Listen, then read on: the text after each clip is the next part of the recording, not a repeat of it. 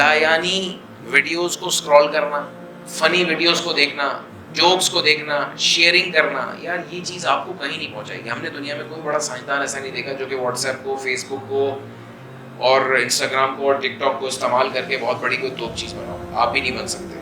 Please spend your time wisely. اپنے وقت کا تعین کریں. آپ اپنا وقت کس طرح سے گزار رہے ہیں، اپنا وقت کا معمول بنائیں. بڑے لوگوں کی زندگیوں کے اندر وقت کے معمولات ہوتے ہیں کہ وہ صبح کو اٹھتے ہیں، فجر کا وقت ہے، اس کے بعد تلاوت کا وقت ہے، اس کے بعد پڑھائی کا وقت ہے، اس کے بعد اچھے لوگوں کے ساتھ بیٹھنے کا وقت ہے، اس کے بعد جاب کا وقت ہے. تو پلیز اپنے وقت کا تعین بنائیں. سب سے بڑا ایسٹ ہماری زندگیوں میں ہمارا وقت ہے. اللہ تعالیٰ نے یہ وقت دیا ہے. اس وقت کو ہم لوگ استعمال کر کے، صحیح طرح سے استعمال کر کے کارآمد بنا سکتے ہیں.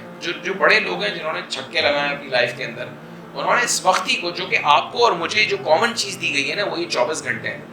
اور ہمیں نہیں پتا یہ 24 گھنٹے کب ختم ہونے والے ہیں، یہ زندگی کی سانسیں کب ختم ہونے والی، یہ لمیٹڈ ہے، لیکن ہمیں نہیں پتا. اپنا وقت احسن طریقے سے استعمال کیجیے.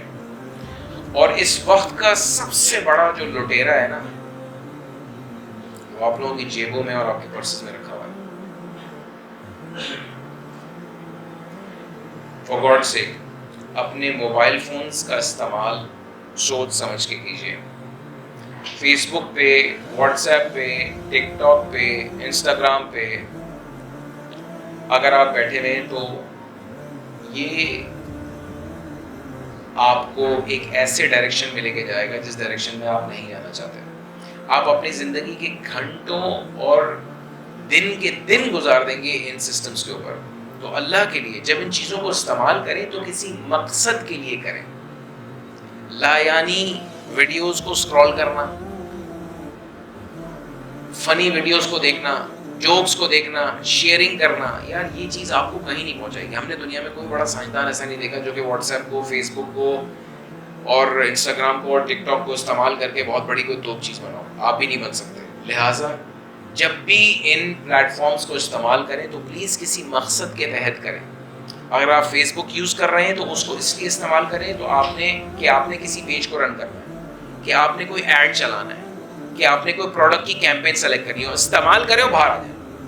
کیونکہ اگر آپ بغیر کسی مقصد کے لیے اس کے اندر کودیں نا تو پھر آپ اس دریا میں بہہ جائیں گے.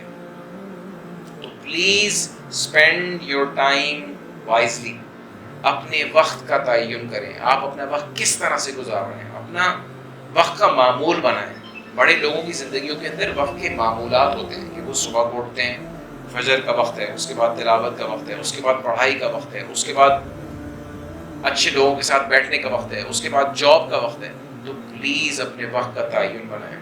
اور اس لٹیرے کو جو آپ کی جیب میں بیٹھا ہوا ہے، اس کو بہت سوچ سمجھ کے وائزلی استعمال کیجیے. آخری چیز یہ ہے کہ بھائی دیکھیں، یہ ساری ایفرٹ، ساری محنت جو آپ کریں گے نا، اس محنت کی کوئی گارنٹی نہیں ہے یہ آپ کو کامیاب کرے گی یا ناکام کرے گی،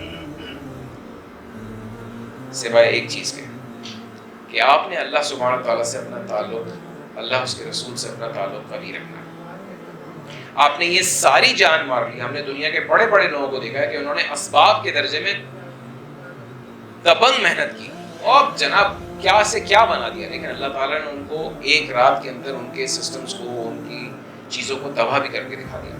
اگر آپ نے اپنی محنت کے ساتھ ساتھ اللہ کو اور اس کے رسول کو نہیں جوڑا تو یہ محنت نا بہت تھوڑی سی چلے گی. کیونکہ ہم لوگوں کا، مسلمان کا تو جو ویژن ہے، جو اس کا فیوچر ہے، وہ تو انفینٹ ہے نا. انفینٹ کا مطلب پتہ ہے کہ نہ ختم ہونے والا. یہاں اینڈ ہوگا تو وہاں شروع ہو جائے گا. آپ کا انفینٹ فیوچر ہے. آپ نے یہ نیت کرنی ہے، آپ نے یہ ارادہ کرنا ہے کہ میں نے ان ساری چیزوں پہ عمل کرنا ہے اور ایک ایسی زندگی جینی ہے جس سے اور لوگ بھی اچھی چیزیں سیکھ سکیں، جس سے میں کوئی ادارہ بنا سکوں، یا اگر میں کسی ادارے کا پارٹ بن سکوں تو وہ مجھ سے فائدہ اٹھا سکے. آخر میں ایک چھوٹی سی سٹوری شیئر کرتا ہوں اپنی ذاتی. میں ماڈل اسکول حیدرآباد سے پڑھا ہوں. ماڈل اسکول حیدرآباد ایک پیلا اسکول ہے. پیلا اسکول، پیلا بلڈنگ بھی پیلی تھی. اس کی تصویر نہیں ہے تو آپ کو دکھاتا ہوں. میرا تعلق حیدرآباد سے، سندھ سے.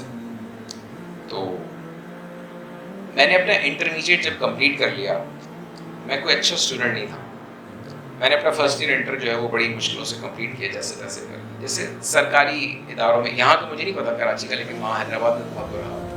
تو ایک دن میں اپنا وائوا وغیرہ دے کے اپنے پیلے اسکول کے باہر ایک ٹھیلے پہ کھڑا ہوا تھا، بریانی کھا رہا تھا غالباً، جیسے ہم لوگ کھاتے ہیں، اور میں یہ سوچ رہا تھا کہ یہ میری لائف کے ساتھ ہو کیا رہا ہے۔ میں بڑے مزے سے بریانی کھا رہا تھا اور میں یہ سوچتا چلا جا رہا تھا کہ اب میری زندگی کی ڈائریکشن ہے کیا، میں کیا کروں گا، میرے دوست کہاں جا رہے ہیں۔ میرے اکثر دوست زمیندار تھے، اکثر دوست سرکاری بڑے بڑے افسران کے بیٹے تھے۔ میں یہ سوچتا تھا میں کہاں جا رہا ہوں یار، ویئر ایم آئی گوئنگ، میں ہمیشہ ہی سوال کرتا تھا اور مجھے اس کا جواب صحیح طرح سے نہیں ملتا تھا۔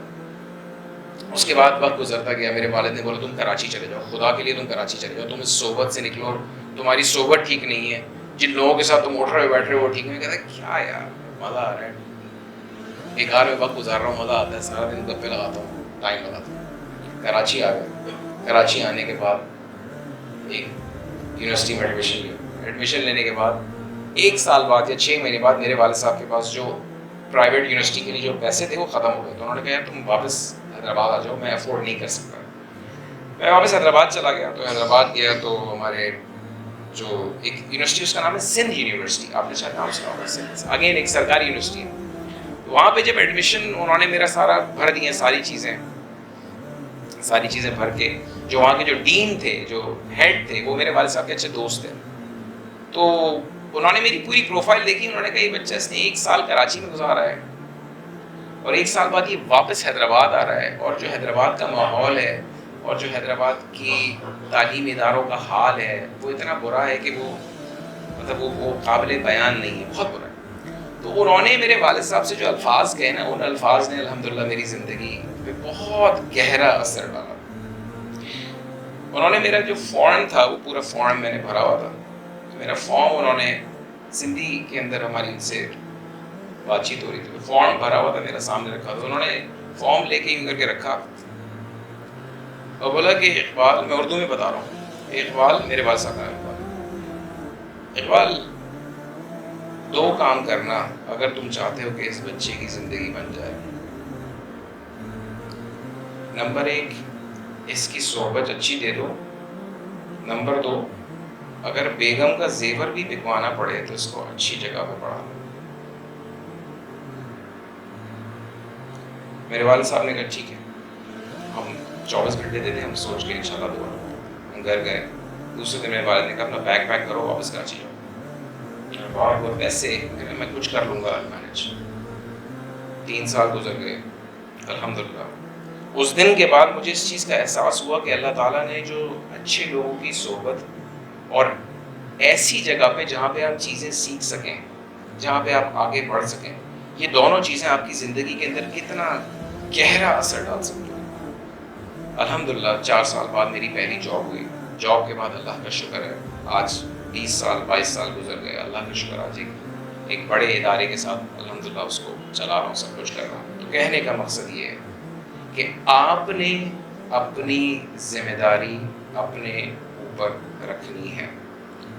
آپ کو اللہ تعالیٰ نے اچھے لوگوں کا تعین کرنے کی سمجھ اور عقل دی ہے، اللہ نے آپ کو یہ ادارہ دیا ہے، یہاں پہ آپ لوگوں سے لنک ہو سکتے ہیں، اور اللہ تعالیٰ نے آپ کو اچھی امنگ دی ہے، اچھی چاہت دی ہے، اللہ اس کے رسول دیے ہیں۔ اگر آپ ان چیزوں کو اپنی زندگی میں پیوست کر لیں گے، ان چیزوں کو زندگی میں جما لیں گے، تو انشاءاللہ یو ول بیکم انسٹاپیبل۔ اللہ نے چاہا تو آپ کو کامیابی سے کوئی نہیں روک سکے گا۔ جزاکم اللہ۔